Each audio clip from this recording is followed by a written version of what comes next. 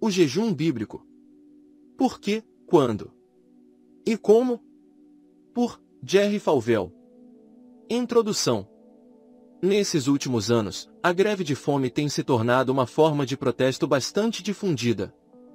Decepcionadas com o mundo que as cerca, algumas pessoas declararam-se em greve de fome até que fosse corrigido determinado erro. Por causa disso, muitos cristãos estão se tornando céticos com relação ao jejum. É biblicamente correto jejuar? O jejum é uma prática para nossos dias também? O cristão deve jejuar? O que é certo no jejum? Muitas das pessoas mencionadas na Bíblia jejuaram. Moisés jejuou quando estava no Monte Sinai, Êxodo 34:28. Ana jejuou quando queria ter um filho, e o pediu a Deus, 1 Samuel 1:7. Davi jejuou também, em diversas ocasiões, 2 Samuel 1:12, 12:22. Toda a nação israelita jejuava no dia da expiação, Levítico 23:27. E o Velho Testamento fala de muitas outras ocasiões em que se praticou o jejum. Mas o jejum não está restrito apenas ao Velho Testamento. Jesus jejuou quando se encontrava no deserto, Mateus 4:2. João Batista ensinou seus discípulos a jejuarem com frequência, Marcos 2:18, Lucas 5:33. E houve quem criticasse os discípulos de Jesus por não jejuarem com frequência, Mateus 9:14, 15, Marcos 2:18-19, Lucas 5:33-35. Ana servia ao Senhor no templo, com jejuns, Lucas 2:37. Paulo jejuou nos dias que se seguiram a sua conversão na estrada de Damasco, Et 9:9. Cornélio jejuou, antes de ter aquela visão em Cesareia, Atos 10:30. A igreja de Antioquia jejuou antes de comissionar a Paulo e Barnabé para a primeira viagem missionária, Atos 13:3. Mais tarde, durante a viagem de Paulo para Roma, ele e outras pessoas que estavam naquele navio jejuaram 14 dias, Atos 27:33. Por toda a história, grandes homens de Deus buscaram seu poder e bênção através do jejum. Lutero, Calvino e João Knox foram homens que jejuaram. Jonathan Edwards jejuou 22 horas antes de pregar seu famoso sermão, Pecadores nas mãos de um Deus irado. A influência espiritual daquela mensagem não ficou restrita apenas à chama do avivamento que se alastrou pelas colônias da Nova Inglaterra, mas ainda hoje continua a acender a centelha do avivamento na vida de muitos cristãos. O evangelista Carlos Finney muitas vezes interrompia os cultos de avivamento, quando percebia que seus ouvintes estavam com o coração frio, e imediatamente proclamava um período de jejum e oração. Quando notava que Deus estava começando a aquecer o coração deles, continuava com as reuniões. O Israel do Velho Testamento jejuava em dias de crise. Os fundadores da nação americana também faziam o mesmo, quando se achavam diante de decisões importantes. Os grandes avivalistas jejuavam para receber o poder e a bênção de Deus. Hoje, o mundo está enfrentando muitas crises também. Nessa década de 80 muitas decisões difíceis terão que ser tomadas. Precisamos de um avivamento, e é isso que estou conclamando os cristãos para que se unam a mim num grande jejum. Algumas pessoas afirmam que não devemos pregar sobre o jejum. Citam os textos em que Jesus ensina que não devemos nos gabar de nosso jejum. Quando jejuardes, não vos mostreis contristados como os hipócritas, porque desfiguram o rosto com o fim de parecer aos homens que jejuam. Em verdade vos digo que já receberam a recompensa. Mateus 6,16. Entretanto, Jesus não estava condenando o jejum, mas, sim, aqueles que alardeavam seu jejum. Está claro que tal atitude não glorificava a Deus, nem era prova de que eram sinceros em suas orações. Mas ele não se opôs a uma conclamação pública para o jejum. Acredito que é perfeitamente bíblico conclamar os cristãos para um jejum. Isso constitui um ato de fé, é um desafio a que se privem de uma necessidade vital, a fim de que possam orar com mais eficácia. Esther pediu ao seu povo que jejuasse, Esther 4,16. O rei Josafá também convocou um jejum, 2 Crônicas 23, e Esdras também fez o mesmo, Esdras 8:21. Deus criou o homem com a necessidade inerente de ingerir alimentos para poder viver. Essa necessidade diária forçou o homem, a criatura, a confiar em Deus, o Criador, para fornecer-lhe alimento. Se não tivesse essa necessidade, facilmente se esqueceria de Deus. Comer é muito agradável. É um dos prazeres que Deus nos concedeu. Deus disse a Adão que ele poderia comer de quase todos os frutos do jardim. Eles tinham sido criados para servir-lhes de alimento. Comer era uma parte natural da vida. Ele só não poderia comer do fruto da árvore do conhecimento. Quando Abraão recebeu mensageiros de Deus, Gênesis 18:1, preparou alimentos para seus visitantes celestiais. No Oriente Médio, a refeição era um aspecto importante da hospitalidade e da comunhão.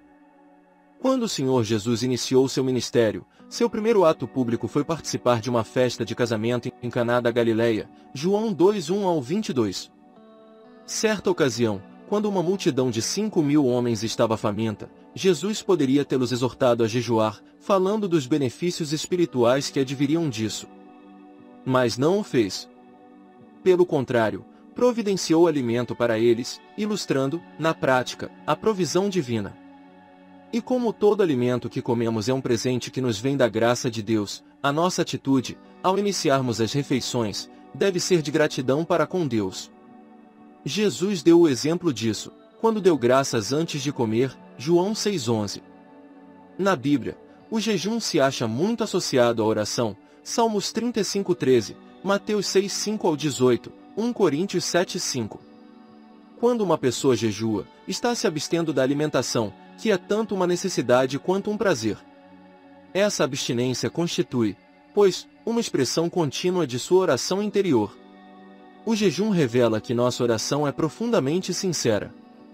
Um cristão já idoso afirmou certa vez que o jejum impede que pequenos luxos acabem se tornando necessidades para nós. O jejum é um recurso pelo qual o espírito protege o corpo de ir se excedendo nos alimentos. Quando uma pessoa jejua, ela tem o corpo sob controle, e assim pode realizar melhor a obra do Mestre. Capítulo 01. Por que jejuar? Deus prometeu atender às petições de seus filhos, João 14:14.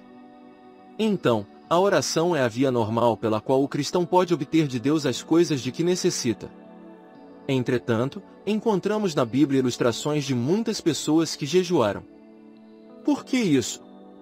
Este capítulo responde à seguinte pergunta: por que devemos jejuar? Jejuar por ocasião de crise nacional. Durante a Grande Depressão Econômica de 1930, os Estados Unidos enfrentaram uma grave crise, devido ao colapso de sua estrutura econômica. Mas aquela recessão não destruiu o país. Aliás, ela serviu foi para desafiar o espírito da nação e inspirar seu povo a uma unidade nacional.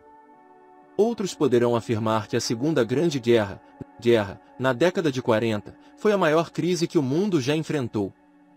O totalitarismo da Alemanha e do Japão chegaram a ameaçar a existência de algumas nações. Mas, nesse caso também, embora fosse muito desastrosa, aquela crise serviu para unir alguns povos.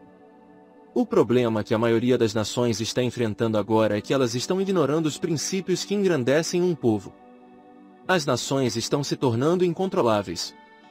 O mundo está resvalando para a anarquia. Não existem lideranças nacionais fortes porque vivemos num vácuo moral. Cada pessoa faz suas próprias leis. Quando o homem se torna o centro de uma sociedade, deixando Deus do lado de fora, essa sociedade se acha a poucos passos da destruição. Quando Israel enfrentava crises sérias, era convocado um jejum nacional, como, por exemplo, ante a ameaça de extinção. Ao reconhecer o perigo que corria, toda a nação jejuou. E a participação individual fez do jejum uma manifestação conjunta de toda a nação, uma oração conjunta pela salvação da pátria. E se já houve uma época em que precisamos do socorro de Deus, essa época é agora. Nós nos afastamos de nossas origens. Estamos enfrentando uma crise de proporções extremas. Se os países livres do mundo não fizerem meia volta, poderemos perdê-los todos para o comunismo. E muitos ainda estão sem saber que vivemos uma hora de crise. Precisamos levar o Evangelho a todas as nações. O mundo precisa de um avivamento, que poderá ser ateado pela oração e jejum. Os cristãos deveriam jejuar, a nível nacional, numa manifestação de arrependimento e reconhecimento de sua dependência de Deus.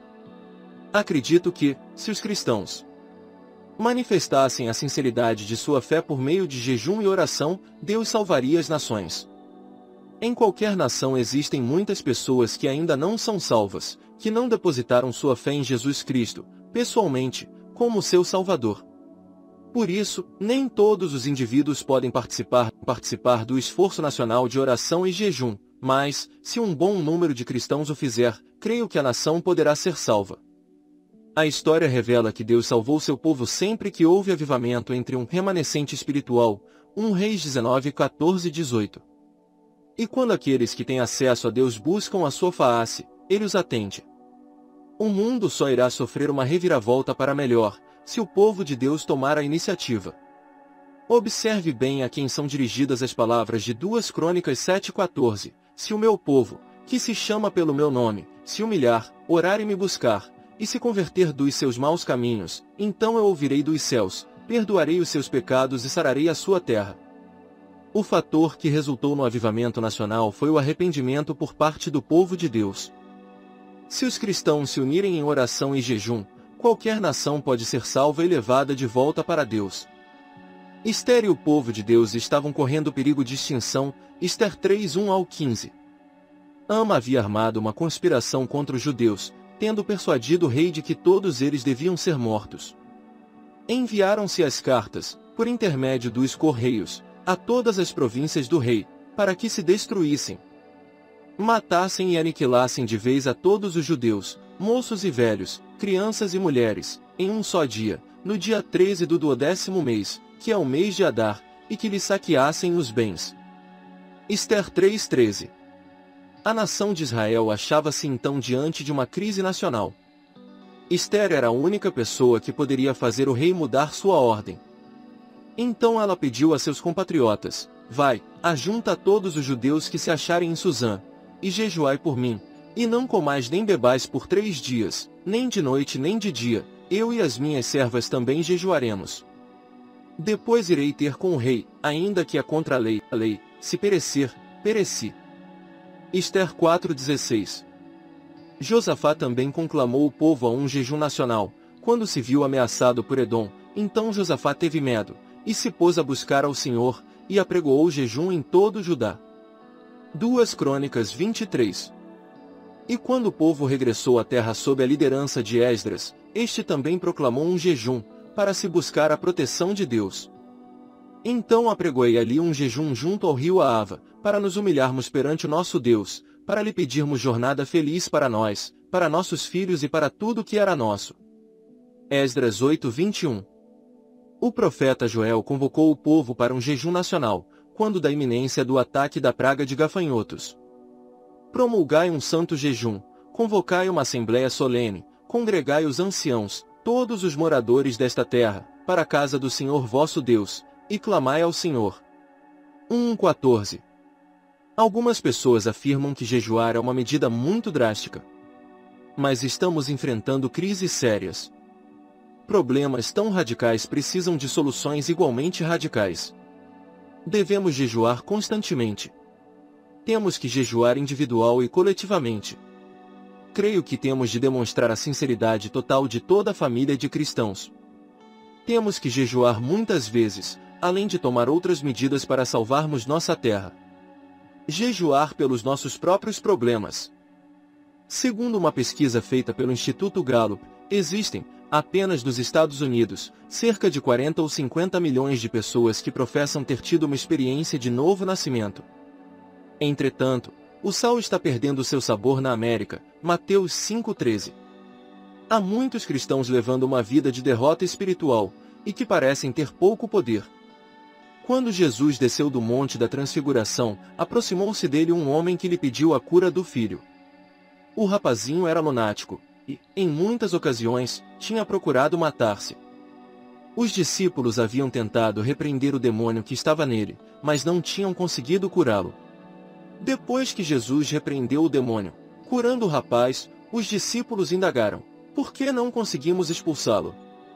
E Jesus respondeu-lhes o seguinte: por causa da pequenez da vossa fé. Pois em verdade vos digo que, se tiverdes fé como um grão de mostarda, direis a este monte: passa daqui para acolá, e ele passará. Nada vos será impossível. Mateus 17:20. Muitos de nós somos como aqueles discípulos sem poder. Estamos enfrentando problemas que se acham acima de nossas forças. E as palavras finais de Jesus, com relação à incapacidade deles, aplicam-se também aos cristãos do século XX, mas esta casta não se espere senão por meio de oração e jejum. Mateus 17:21. A oração e o jejum geram poder espiritual. Quando Daniel se achava diante de obstáculos espirituais, ele jejuava e orava. Daniel 10:2-3. Ele se apropriou da promessa de Deus e perseverou em oração, e por isso o Senhor atendeu-lhe a petição. Daniel 10:12. O jejum disciplina o corpo, tornando-o um instrumento útil para Deus. Paulo disse o seguinte: mas esmurro o meu corpo, e o reduzo à escravidão, para que, tendo pregado a outros, não venha eu mesmo a ser desqualificado. 1 Coríntios 9:27. Jack Ellis, um amigo meu, tem uma atitude muito certa com relação ao jejum. Diz ele: eu digo não ao meu corpo. Podemos submeter os desejos físicos à nossa vontade. Quando jejuamos, estamos afirmando que o estômago não é nosso Deus. Filipenses 3:19. O jejum nos dá a vitória sobre os desejos da carne. Estou convencido de que a maneira de sermos libertos de um pecado que nos assedia insistentemente é praticarmos o jejum. Se uma pessoa é escrava do álcool, por exemplo, o jejum é uma das ferramentas que pode romper as cadeias dessa escravidão. Quando um alcoólatra diz não a um apetite natural, o alimento aumenta sua força de vontade para dizer não para um apetite carnal, a bebida. Além disso, Deus vê sua sinceridade e lhe dá forças para superar o vício. Talvez o seu problema seja a incredulidade. Vício. Sente que não consegue confiar em Deus. Pode ser que essa incredulidade se manifeste no fato de orar pouco ou ler pouco a Bíblia. Uma das maneiras de fortalecer a fé é justamente o jejum. Mateus 17:21. O jejum fortalece nosso espírito, diminuindo a influência que a carne exerce sobre nós. Ajuda-nos a recordar as palavras de Cristo: buscai, pois, em primeiro lugar o seu reino e a sua justiça, e todas estas coisas vos serão acrescentadas. Mateus 6:33. Jejuar em períodos de grande aflição. O povo de Israel jejuou muitas vezes, em horas de aflição. Jejuou, por exemplo, no momento em que se via na iminência de uma guerra civil com os benjamitas. Jejuou em Mispa, antes de uma terrível batalha contra os filisteus. 1 Samuel 7:6. Muitas vezes, quando uma pessoa passa por grande aflição, ela perde o apetite. É muito comum fazer-se jejum em ocasiões de grande tensão. Ana estava aflita, porque não tinha filhos. Ela chorava e não comia. 1 Samuel 1:7. O jejum é também uma forma de se expressar sofrimento emocional intenso. Davi demonstrou sua dor, quando da morte de Abner, pelo jejum. 2 Samuel 3:35. Também pelo jejum foi que o salmista expressou sua tristeza. Salmos 35:1-3. Davi jejuou e pranteou o filho, quando este estava doente. 2 Samuel 12:16. Quando Saul e Jonatas morreram, todo o povo jejuou. 2 Samuel 1:12. E consideraram o costume de prantear uma conduta normal, durante o jejum. 2 Samuel 12:21. Podemos observar um aspecto interessante do jejum, na intercessão de Davi por seu filhinho. 2 Samuel 12:16-23. Ele defendeu a ideia de jejuar antes da morte da criança, pelo fato de que, já que estava viva, suas orações poderiam ser atendidas. Então seu jejum tinha por objetivo tornar sua oração mais eficaz. 1 Reis 21:27. O jejum tornará mais eficaz nossa intercessão em períodos de grande aflição. Jejuar antes de tomar grandes decisões de caráter espiritual. Antes de Jesus começar seu ministério aqui na terra, ele dedicou algum tempo à oração e jejum. E depois de jejuar 40 dias e 40 noites, teve fome. Mateus 4:2. Com o jejum, Jesus estava, pelo lado humano, preparando-se espiritualmente para servir a Deus. Foi após jejuar que a igreja primitiva tomou uma de suas decisões mais importantes. Antioquia, a apenas 23 quilômetros do mar, era uma verdadeira porta para o Ocidente e para o Oriente. Perto dali aportavam navios, cuja carga era transportada para o Oriente por caravanas de camelôs. Assim, a obra missionária, partindo daquela cidade, poderia seguir para o Oriente ou Ocidente. Então a igreja de Antioquia buscou a face do Senhor, pedindo sua orientação. E, servindo-os ao Senhor, o jejuando, disse o Espírito Santo: separai-me agora a Barnabé e a Saulo para a obra que os tenho chamado. Atos 13:2. Assim a vontade de Deus foi conhecida por meio de jejum e oração, o Evangelho seria levado para o Ocidente. Tenho um amigo que é pastor e que foi convidado para dirigir outra igreja. Ele queria tomar a decisão certa. Passou um dia a sós, em jejum total, dedicando-se à oração e à leitura da Bíblia ao fim do dia. Estava certo de que deveria continuar na igreja onde estava. Um outro pastor estabeleceu um alvo bem elevado para a assistência da escola dominical. Dividiram-se os membros em grupos, inundaram a cidade com convites. Enviaram volantes pelo correio, convidando as pessoas, e ainda foram de casa em casa, chamando-as para assistirem ao culto. Depois o pastor separou um dia para sós, orar e jejuar. Queria buscar o poder de Deus para sua mensagem, a fim de que pessoas fossem salvas e chegassem ao conhecimento de Cristo. Não apenas conseguiram seu alvo de 1000 pessoas na escola dominical, mas também houve 29 conversões, após a pregação do Evangelho. Quando temos que tomar decisões de caráter espiritual, precisamos da orientação divina, e através do jejum e oração podemos obter essa orientação. Jejuar porque o noivo vem breve. Hoje estamos presenciando um aumento do interesse pelo jejum. Por que isso acontece? Talvez a resposta a essa pergunta esteja na parábola das 10 virgens, Mateus 25:13. 5 das virgens eram prudentes e 5 nécias. As 5 nécias não se achavam preparadas para a vinda do noivo, ao passo que as prudentes o estavam, Mateus 25:10. Essa espera pela vinda do noivo é uma referência à volta de Jesus Cristo. Ao finalizar a história, Jesus ordenou o seguinte a seus discípulos: vigiai, pois, porque não sabeis o dia nem a hora. Mateus 25:13. De outra feita, Jesus disse que seus discípulos não jejuavam, porque ele estava na terra. Dias virão, contudo, em que lhes será tirado o noivo. Naqueles dias, sim, jejuarão. Lucas 5:35. Creio que estamos vivendo na última geração, e que o Senhor deve voltar breve. Talvez esse recente aumento de interesse pelo jejum esteja nascendo exatamente de uma crescente expectativa com relação à sua volta iminente. Não acredito que o renascimento do interesse pelo jejum seja um sinal de sua vinda, mas isso pode ter sido motivado pela expectativa desse bendito dia. Gostaria de apelar para que pergunte a Deus o que Ele deseja que você faça com relação ao jejum. Acredito que isso lhe será uma bênção espiritual, física, mental e financeira. Muitos de nossos fardos são aliviados por meio do jejum. Isaías 58. A sabedoria é obtida por meio do jejum. Daniel 10. Avivamento veio após o jejum. Isaías 58:6. O povo obteve a proteção de Deus contra o perigo, pela prática do jejum. 1 Reis 21:27-29. A cura de um ente querido veio pelo jejum. Samuel 35:13. E Jesus deu início a seu ministério com jejum. Mateus 4:2. Por que jejuar? Porque pelo jejum obtemos as soluções e as bênçãos de Deus. Acredito que Ele quer que jejuemos hoje, porque o mundo está enfrentando uma crise sem paralelo na história. Não podemos ficar parados. Temos que orar e jejuar, na expectativa da resposta de Deus. Capítulo 02. O ensino bíblico sobre o jejum. Ultimamente tem surgido muita confusão em torno do jejum. Há quem advoga a abstinência de alimentos como uma forma de regime. Outros apresentam o jejum como um modo de se obterem benefícios para o corpo. E algumas pessoas se tornam fanáticas nessa questão. Precisamos ser cautelosos e evitar sensacionalismos.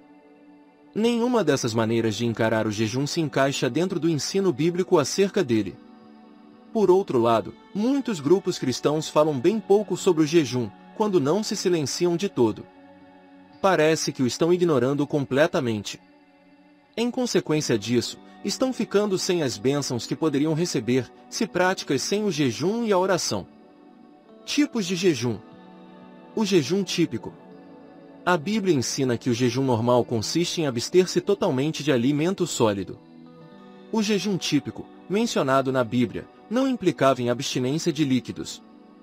Na ocasião em que Jesus jejuou 40 dias e 40 noites no deserto, lemos o seguinte: e, depois de jejuar 40 dias e 40 noites, teve fome. Mateus 4:2. A Bíblia não menciona que ele teve sede. Seria fisicamente impossível jejuar 40 dias e 40 noites sem ingerir líquidos. A maior parte dos estudiosos da Bíblia acredita que Jesus bebeu água no deserto, mas não ingeriu alimento sólido. O jejum completo. O jejum completo, também chamado de jejum absoluto, consiste na abstinência de alimento e de água, Atos 9:9. Trata-se de um jejum rigoroso e pode até trazer perigo. Ninguém deve fazer um jejum total por mais de um dia. Além disso, aquele que tem problemas de saúde deve conversar com o médico antes de resolver fazer um jejum completo. O jejum parcial. O jejum parcial tem várias aplicações, e é caracterizado pelo que se come e pela frequência com que se come. Em primeiro lugar, o jejum parcial significa abster-se de certos alimentos. Algumas autoridades interpretam a atitude de Daniel, Daniel 1, como um jejum parcial. Ele e os outros jovens de Israel receberam orientação para comerem da mesa do rei da Babilônia, mas se recusaram. Não queriam contaminar-se, e pediram que fosse feito com eles um teste de 10 dias. Durante esse período, Daniel e os outros jovens israelitas só tomaram água e comeram uma espécie de legume. Abstiveram-se da carne e dos vinhos da mesa do rei. Daniel 1:12. Hoje em dia, quando alguém decide fazer um jejum parcial, isto significa que a pessoa vai se abster de certos alimentos que normalmente ingere às refeições. João Wesley, ao jejuar, em várias ocasiões comia apenas pão. Deus pode levar algumas pessoas a se absterem de certos a fim de provar sua, principalmente se estiverem buscando uma resposta de oração em termos específicos. Em segundo lugar, o jejum parcial implica em abster-se de alimentos durante um certo período de tempo. O jejum comum, praticado no Velho Testamento, começava ao pôr do sol e estendia-se até o pôr do sol do dia seguinte. O jejum parcial consistia em abster-se de alimento apenas durante as horas do dia. Em terceiro lugar, o jejum parcial incluía também a abstinência das relações sexuais entre marido e mulher. Paulo disse o seguinte: não vos priveis um ao outro, salvo por mútuo consentimento, por algum tempo, para vos dedicardes à oração. 1 Coríntios 7:5. Assim como algumas pessoas se abstêm do prazer da alimentação, assim também, num jejum parcial, o casal se abstém das alegrias do casamento. Todavia, Paulo exortou também ao casal que, terminado o jejum, deviam novamente ajuntar-se, para que Satanás não vos tente por causa de incontinência. 1 Coríntios 7:5. A duração do jejum. Na maioria das vezes, o jejum bíblico durava apenas um dia.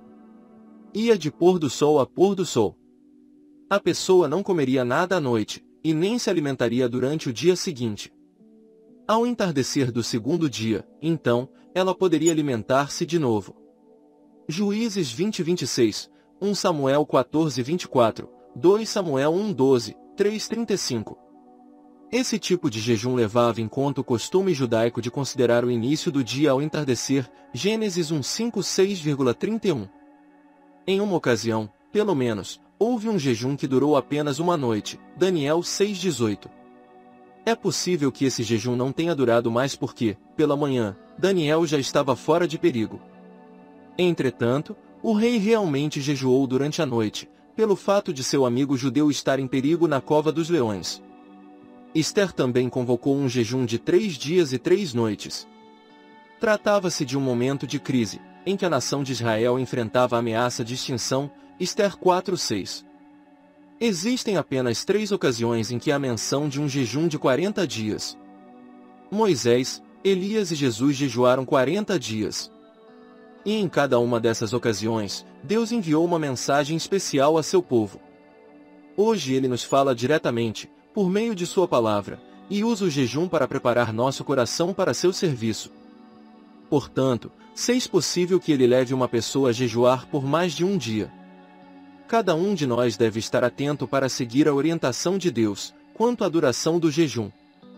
Os perigos do jejum. Contudo, a prática do jejum oferece certos perigos. Talvez seja por isso que a Bíblia não contém um mandamento explícito com respeito à melhor ocasião para o jejum e a duração dele. O jejum apresenta perigos de natureza física. Às vezes ouvimos falar de pessoas que fizeram um jejum prolongado, para o qual não estavam preparadas. Assim, essas pessoas causaram danos a si mesmas, privando seu organismo de alimento e água. A maioria dos cristãos deveria jejuar apenas um dia, principalmente os que não têm muito costume. Somente aqueles que já alcançaram maturidade espiritual e jejuam já há vários anos, devem entregar-se a um jejum de água e alimentos por um período mais prolongado. Se a pessoa não está disposta a entregar-se à oração por longos períodos durante o jejum, não deve jejuar.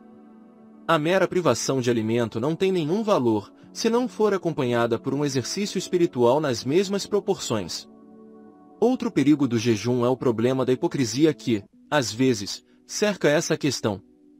No Sermão do Monte, Jesus nos adverte do seguinte: quando jejuardes, não vos mostreis contristados como os hipócritas, porque desfiguram o rosto com o fim de parecer aos homens que jejuam. Em verdade vos digo que eles já receberam a recompensa. Mateus 6,16. Em outra passagem, Jesus falou do orgulho do fariseu, que se pôs orar de pé no templo, dando graças a Deus porque não era como outros homens. E ele se gabava nos seguintes termos: jejuo 2 vezes por semana. Lucas 18:12. Quando uma pessoa chama atenção para o fato de que jejua, está agindo completamente errado.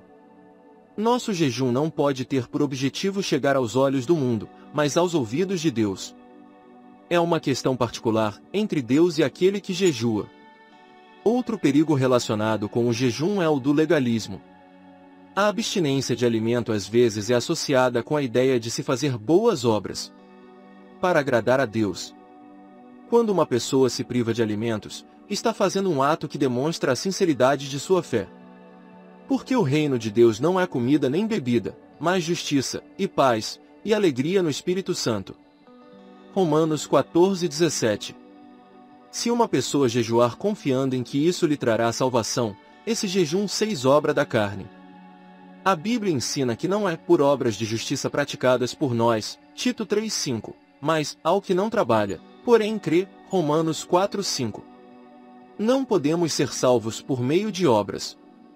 A credibilidade do jejum não está na abstenção pura e simples, mas na sinceridade da pessoa que manifesta sua fé, privando-se de alimentos. O fato de algumas pessoas o praticarem apenas por legalismo não invalida o jejum.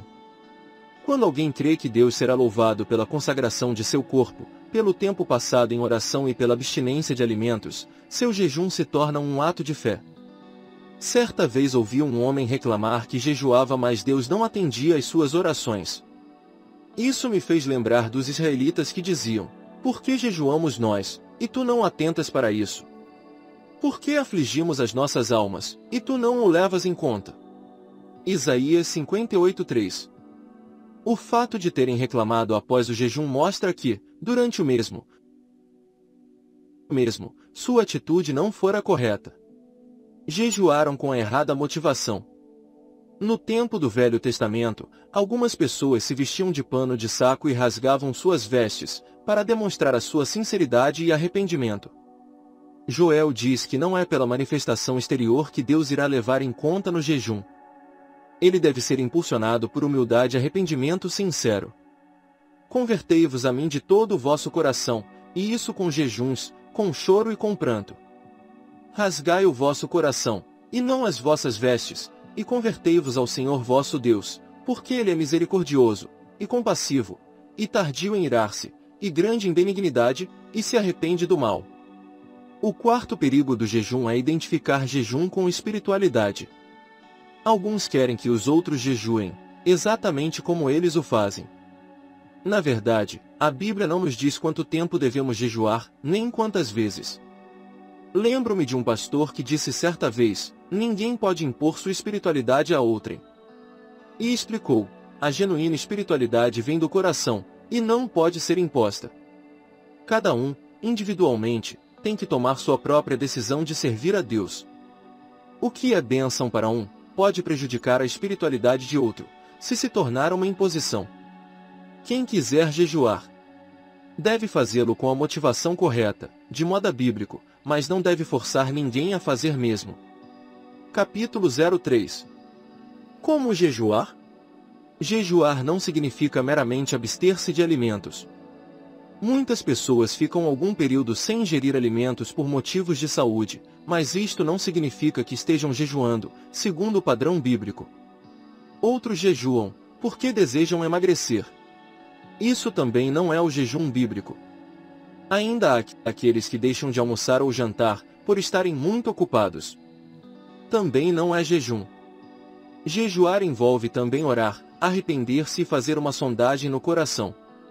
O Velho Testamento define jejuar como afligir a alma, Isaías 58:3.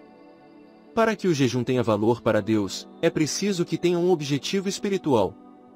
A Bíblia não determina quantas vezes devemos jejuar, nem o tempo de duração. Não existe nenhuma referência com regulamentação específica sobre o jejum.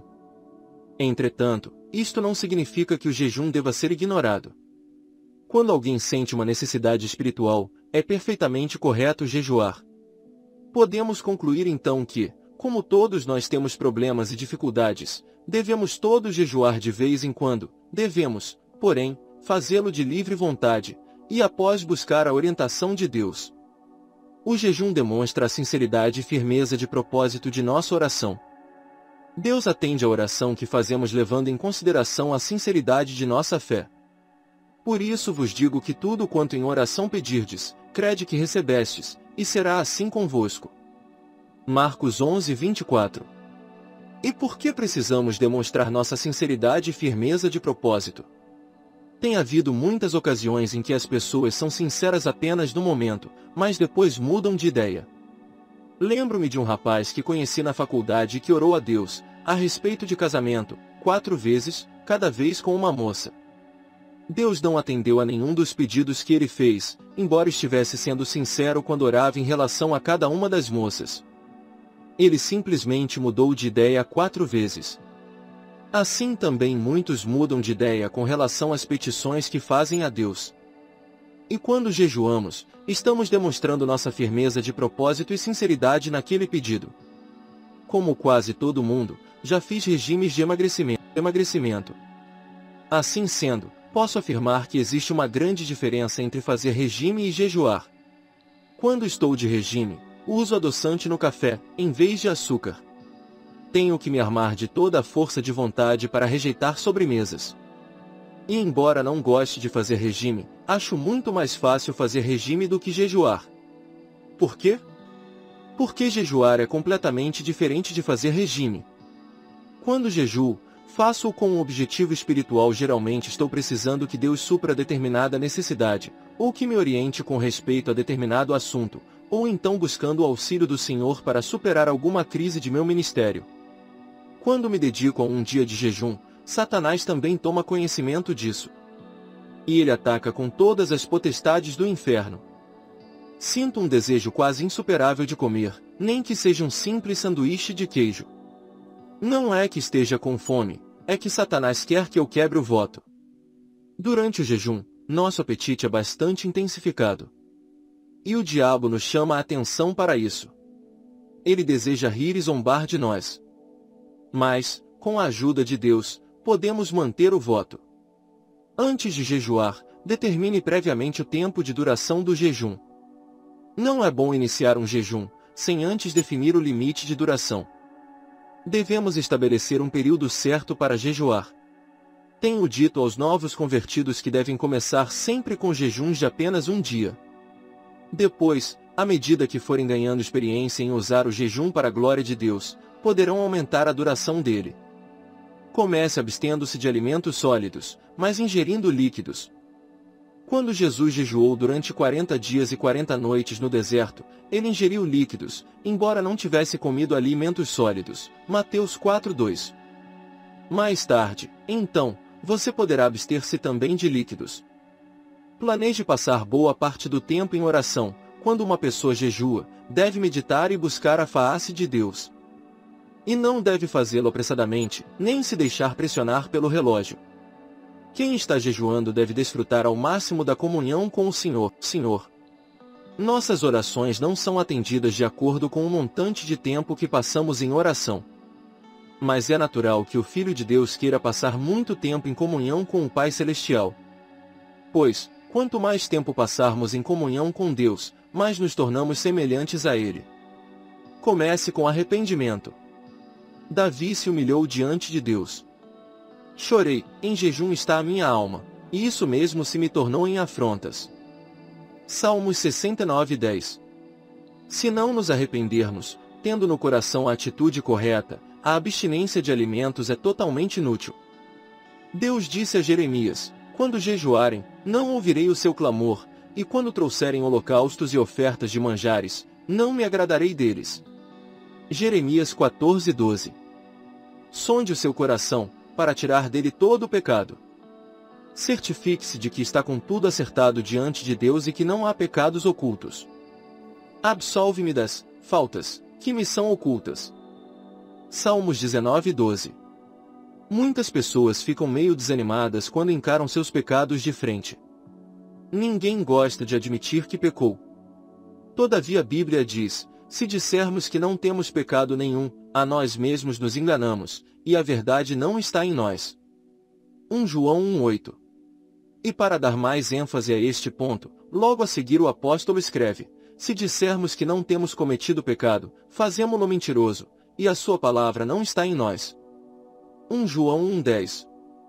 O primeiro versículo dá ênfase ao fato de que temos o desejo de pecar, e o segundo salienta o fato de que realmente pecamos. Depois que Deus aponta nosso pecado, Ele apresenta o remédio.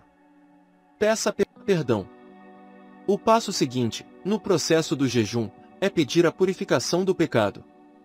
A palavra de Deus contém a seguinte promessa: se confessarmos os nossos pecados, Ele é fiel e justo para nos perdoar os pecados e nos purificar de toda injustiça.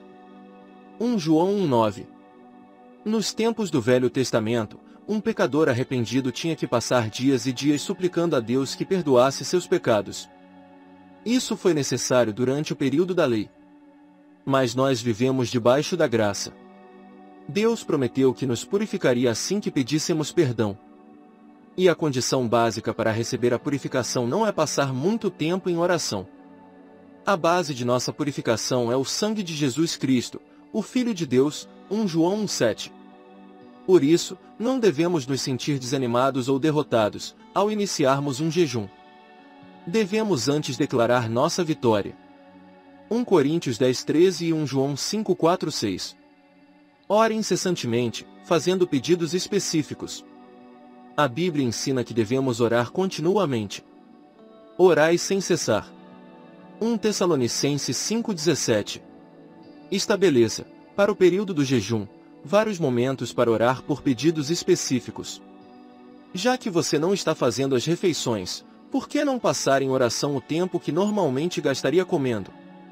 No horário das refeições, ore pelos pedidos anotados em sua lista. Temos, contudo, que orar com fé. Peça porém, com fé, em nada duvidando. Tiago 1:6. Isso significa crer que já recebemos a resposta da oração, antes mesmo que ela se concretize. Algumas pessoas oram apenas uma vez e alcançam a resposta. Isto é devido à sua fé. Mas, por outro lado, devemos orar continuamente. Jesus nos ordenou: pedi, e dar-se-vos-á, buscai, e achareis, batei, e abrir-se-vos-á. Mateus 7:7. Pedi, buscai e batei. No original, o sentido destes termos é que devemos estar continuamente pedindo, buscando e batendo. Porque sabemos que Deus atenderá nossa oração, continuamos orando. Leia longos textos das Escrituras. Quando jejuamos, devemos duplicar a leitura bíblica que normalmente fazemos, quem sabe ler todo um livro da Bíblia. Depois podemos fazer estudos de temas bíblicos ou da doutrina do jejum. A leitura da palavra de Deus aumentará a nossa fé, Romanos 10:17, e, consequentemente, tornar-se-á a base para o atendimento de nossas petições, João 15:7 e 1 João 3:23.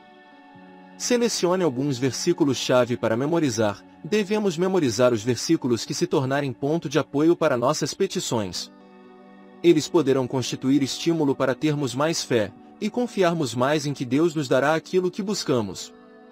Jejue e adore a Deus. A própria abstinência de alimento pode ser prova de nossa dedicação a Deus. Se uma pessoa tem uma atitude certa ao jejuar, já está adorando a Deus. Ana servia a Deus com jejuns e orações diariamente. E que era viúva de 84 anos. Esta não deixava o templo, mas adorava noite e dia em jejuns e orações. Lucas 2:37. Devemos adorá-lo e engrandecê-lo. Um modo de engrandecer a Deus é contemplar sua grandeza e poder. O simples fato de meditarmos em Deus e em seus atributos constitui adoração. Outra maneira de adorar a Deus é agradecer-te por tudo que tem feito por nós. Pense em sua vida, e procure lembrar-se de todas as respostas de oração que já obteve, rememore as vezes em que recebeu uma orientação específica de Deus ou a sua proteção. Ao tomar consciência de quanto Deus já fez por você, terá mais confiança para levar a Ele todas as suas petições. Capítulo 04. A quebra do jejum. Quem jejua da maneira correta, deve encerrar o período de abstinência da maneira bíblica. Se a pessoa realmente se arrependeu de seus pecados, se sentiu que passou por uma experiência espiritual e buscou a face de Deus, provavelmente seu jejum teve os resultados desejados. Não creio que seja possível que um crente esteja num espírito de oração e súplica num dado momento, e no seguinte entre numa atmosfera de total despreocupação. O jejum do Velho Testamento ia desde o pôr do sol de um dia ao entardecer do seguinte. Como o estômago se acha totalmente vazio após um prolongado período de jejum, é importante que se saiba quebrar esse jejum.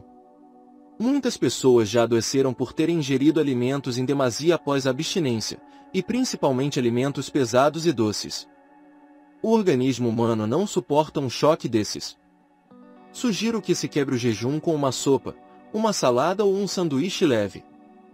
Quem quiser quebrar o jejum segundo a maneira bíblica, deve estudar as ilustrações bíblicas de como os homens de Deus o faziam. Em comunhão com Cristo, depois que Jesus ressuscitou dentre os mortos, apareceu a seus discípulos na Galileia, como lhes havia dito, João 21:1,2. Os discípulos haviam voltado ao seu antigo ofício de pescadores, devido à frustração pela morte do Senhor, Marcos 16:14. Talvez houvessem se esquecido de que Cristo os havia chamado para abandonarem as redes e se tornarem pescadores de homens, Marcos 1:16. Quando Cristo apareceu na praia, eles não o reconheceram, João 21:4. Ali estava um grupo de discípulos desanimados, tomados de incredulidade e talvez até mesmo contrariando a vontade de Deus. Jesus lhes apareceu na praia, e disse-lhe para lançarem a rede do lado direito do barco. Eles lhe obedeceram, e, como resultado, apanharam grande quantidade de peixe.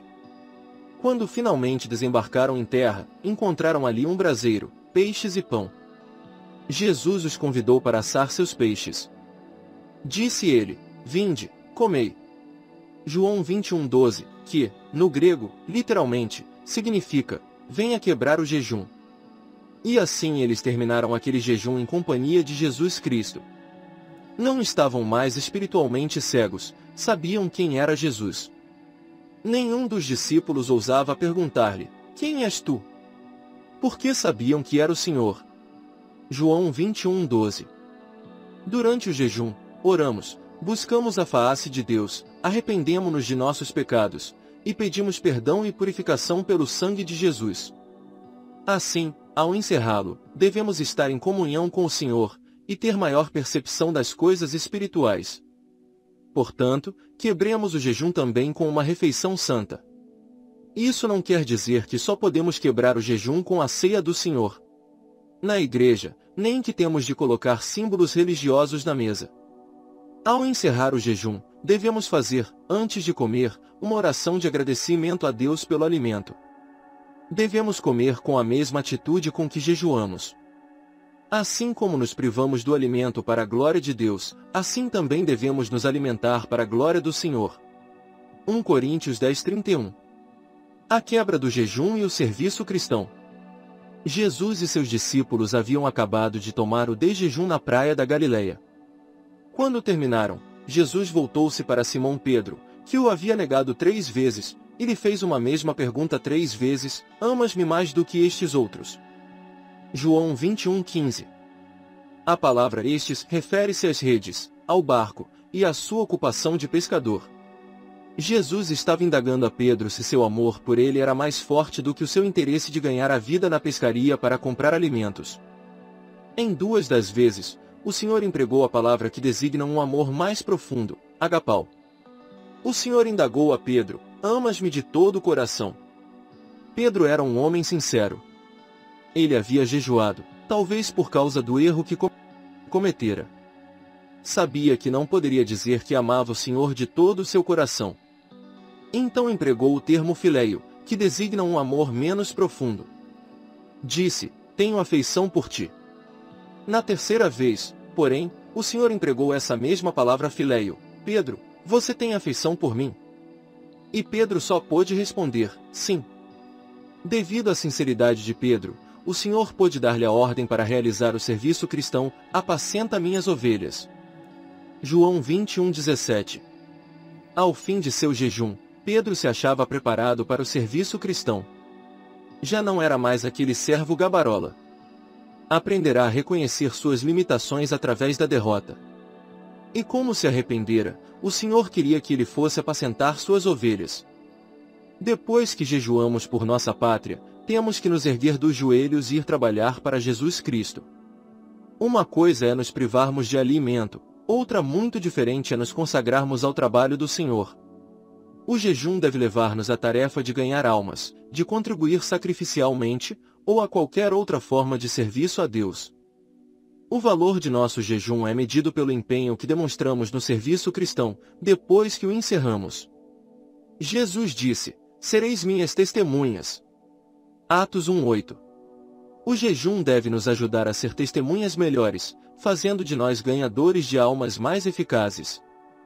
O jejum conduz ao louvor. Ana era uma mulher que temia Deus. Queria muito servir ao Senhor, mas, acima de tudo, queria um filho.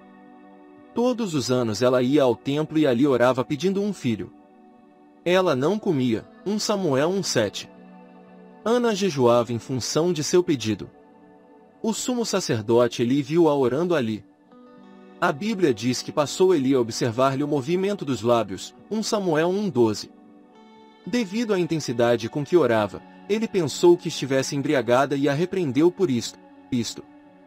Mas ela lhe respondeu: não, Senhor meu, eu sou mulher atribulada de espírito, não bebi nem vinho nem bebida forte, porém venho derramando a minha alma perante o Senhor. 1 Samuel 1:15. Logicamente, ela deve ter chorado, e estava com o espírito conturbado, pois queria que Deus respondesse à sua petição. Depois de haver jejuado e orado, no tempo próprio teve um filho. Imediatamente após o nascimento do filho, Ana foi à casa de Deus. Em 1 Samuel 2:1-11 está registrado o belíssimo hino de louvor que ela entoou a Deus. Disse ela: o meu coração se regozija no Senhor. 1 Samuel 2:1. Ela reconhecia de onde provinha a verdadeira riqueza. O Senhor empobrece e enriquece, abaixa e também exalta. 1 Samuel 2:7. Jejum e dias festivos. Os judeus entendiam bem a associação do jejum com celebrações. Todos os anos o povo de Israel observava o dia da expiação. Tocava-se a trombeta por toda a terra, no 10º dia do 7º mês. Naquela ocasião, o sumo sacerdote entrava no Santo dos Santos e fazia propiciação no santuário, por si mesmo, e pela sua casa, e por toda a congregação de Israel. Levítico 16:17. No dia da expiação, era dada ênfase aos pecados da nação. Enquanto o sumo sacerdote realizava sua obra de intercessão sacerdotal e expiação, o povo estava unido com ele pelo jejum. Levítico 23, 27 e 29. Porque toda alma, que nesse dia se não afligir, será eliminada do seu povo. Este verso está dizendo que aquele que não jejuasse, não confessasse seus pecados, e não se arrependesse do mal praticado, não seria incluído no perdão que era concedido ao povo, no dia da expiação. O dia da expiação, por ser uma ocasião solene, era corretamente simbolizado por um jejum. Mas era encerrado com uma grande festa ao Senhor. Levítico 23:39. E a maior celebração de encerramento do jejum do dia da expiação era a que ocorria no ano do jubileu. O ano do jubileu era comemorado de 50 em 50 anos, Levítico 25:8 ao 24. Era um ano de comemoração nacional e de folga para todos. Os israelitas não trabalhavam nesse ano. Tinham comemorações de caráter especial, para adorar a Deus e louvar seu nome. Todos os contratos eram encerrados e os débitos perdoados. Nosso Deus sempre dá uma segunda oportunidade. Se um homem ia à bancarrota, no ano do jubileu ele tinha a oportunidade de começar vida nova. Aliás, de 7 em 7 anos, por ordem de Deus, a terra tinha de repousar. Nesse ano, Israel não plantava nada, nem se fazia nenhum trabalho servil na terra prometida. Havia uma outra ocasião em que o número 50 se achava associado à oração e regozijo. Da Páscoa até o dia de Pentecostes são também 50 dias. Lembremos que os discípulos oraram no cenáculo durante 10 dias. Antes do dia de Pentecostes, Atos 1:14. Estavam obedecendo à ordem de Jesus Cristo que lhes dissera que não se ausentassem de Jerusalém, mas esperassem a promessa do Pai, Atos 1:4. Em obediência, eles oraram. A Bíblia não diz se os discípulos jejuaram nesses dias, mas é quase certo que o fizeram. Foi um período de intenso exercício espiritual e de autoexame. O Senhor havia sido crucificado, mas ressuscitara no terceiro dia. Os discípulos o haviam abandonado.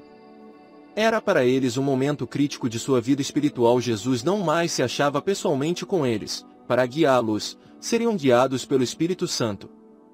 Estava se iniciando a era da igreja, e tudo seria novidade. Por isso oraram durante 10 dias. Daí supormos que tivessem jejuado também.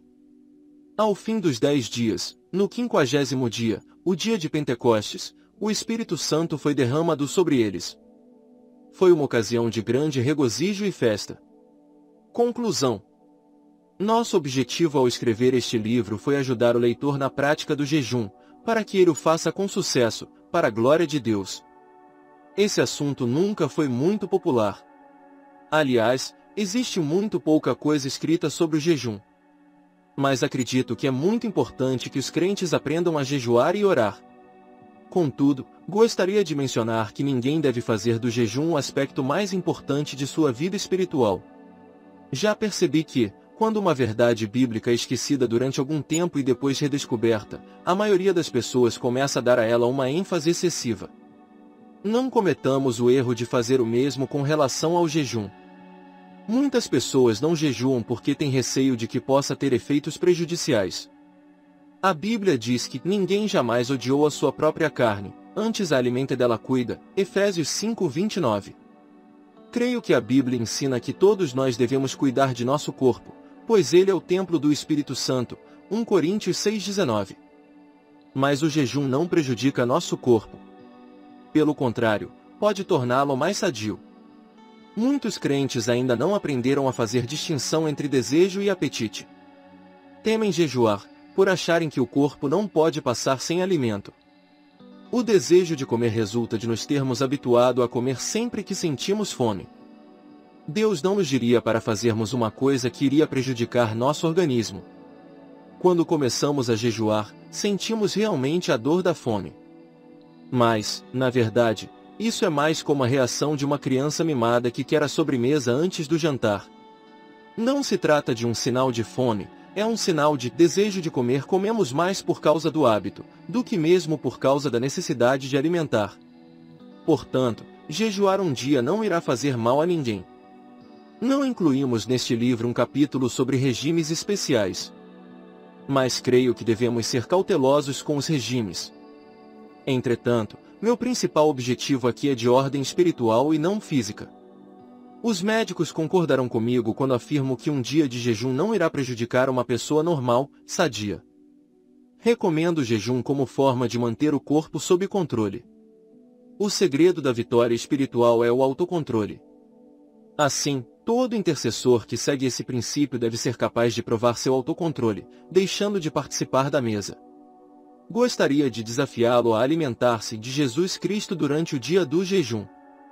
No dia em que Jesus se sentou à beira do poço de Jacó, em Siquém, Os discípulos tinham saído em busca de alimento. Ali Jesus ministrou o evangelho a uma mulher. Quando os discípulos chegaram, disseram-lhe que comesse, ao que ele respondeu: uma comida tenho para comer, que vos não conheceis. João 4:23. Ninguém lhe dera comida. O alimento que satisfizera Jesus fora fazer a vontade de Deus. João 4:34. Por isso é que creio que jejuar não implica apenas em abstermos-nos de alimento, mas também em nos consagrarmos à oração, buscando assim a face do Senhor.